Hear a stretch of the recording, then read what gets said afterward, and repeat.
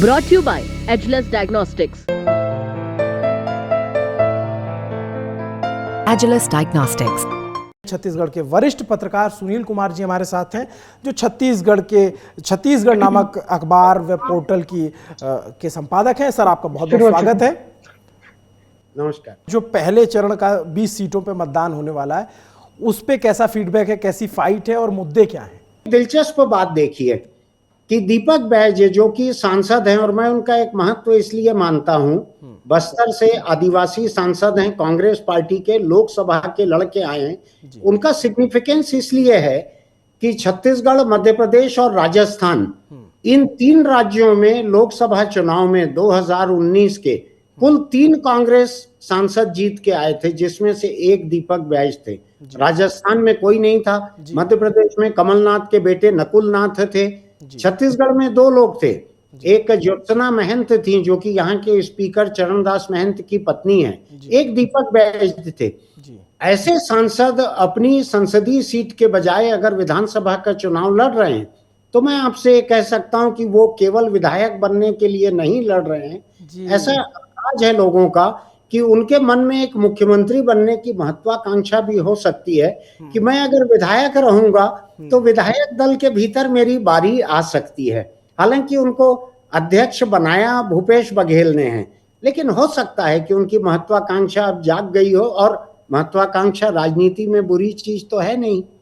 सरकारी नौकरी, उच्च पद और मान अब पाना हुआ बेहद आसान। लॉग ऑन करें www.kdcampus.live। आपने कहा कि दीपक बैज जो हैं, वो उनकी ये चाहत हो सकती है कि वो मुख्यमंत्री मतलब भविष्य में बन और किसी की भी चाहत हो सकती है, किसी की भी महत्वाकांक्षा हो सकती है।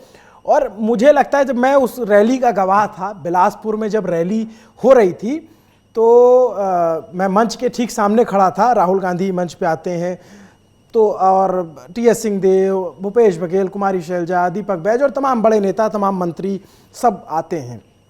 उसमें मुझे एक इंटरेस्टिंग तस्वीर देखने को मिली कि दीपक बैज जब भाषण देने जाते हैं और भाषण देकर के जब वो वापस अपनी सीट की ओर वापस आने लग जाते हैं, तो उनका राहुल गांधी से आई कांटेक्ट होता है और राहुल गांधी उन्हें बुला लेते हैं अपने पास, और सोफे का जो ऊंचा वाला हिस्सा होता है उस पर बिठाते हैं और कुछ बात कहते हैं। शायद ऐसा लग रहा था कि उनकी भाषण की तारीफ कर रहे थे, और उनकी पीठ थपथपाते हैं।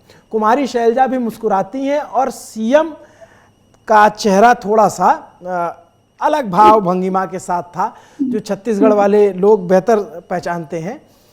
तो क्या उस पीठ ठोकने के बाद से कुछ बात आगे निकल रही है क्या? और क्या भूपेश बघेल फिक्स चेहरा नहीं है कांग्रेस के लिए? अर्जुन सिंह 5 साल मुख्यमंत्री थे अनडिवाइडेड मध्य प्रदेश के जी। वो बहुत सरकारें निकल गई, 5 साल के बाद कोई दोबारा सरकार नहीं बना पाते थे। 5 साल सरकार चला भी नहीं पाती थी कोई पार्टी। अर्जुन सिंह ने बहुत समय बाद 5 साल पूरा किया था, चुनाव जीतकर दोबारा आए थे, मुख्यमंत्री की शपथ ली थी, 24 घंटे के भीतर उनको पंजाब का राज्यपाल बनाकर भेज दिया गया था जी। ठीक है जी। तो कांग्रेस पार्टी आज जरूर दिल्ली में उतनी मजबूत नहीं है जितनी कि अर्जुन सिंह के समय में थी। आज भूपेश बघेल शायद वहां से ज्यादा मजबूत हैं छत्तीसगढ़ में, लेकिन फिर भी ये कहना मुश्किल है कि चुनाव के बाद क्या होगा। लेकिन एक बात है, आदिवासियों के बीच में दीपक बैज एक नौजवान हैं। उन्होंने बहुत ही विपरीत परिस्थितियों में, उन्होंने मोदी नाम की एक सुनामी के बीच में एक सीट जीतकर अपने आप को साबित किया है बस्तर में, और कम उम्र है, वो सांसद बन चुके हैं, विधायक पहले थे, वो अभी प्रदेश कांग्रेस के अध्यक्ष हैं।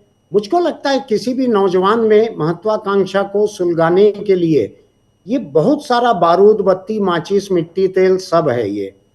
तो महत्वाकांक्षा उनकी सुलगी होगी तो मुझको उसमें जरा भी हैरानी होने वाली। देखी थी वो पीठ ठोकने वाली? मुझको ठीक से याद नहीं पड़ रहा है, क्योंकि रात दिन इतना ज्यादा तस्वीरें आ रही है, इतने वीडियो आ रहे हैं। बिलासपुर में रैली हुई थी राहुल गांधी की, उस रैली की बात कर रहा हूं मैं। हाँ, लेकिन आपने सामने देखा है तो जरूर ऐसा हुआ होगा। मैं इसकी कल्पना कर सकता हूं कि इसका क्या असर हुआ होगा।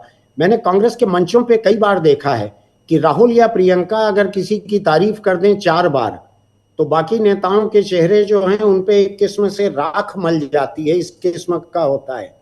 तो वहां क्या हुआ होगा बिलासपुर में, मैं इसका अंदाज लगा सकता हूं।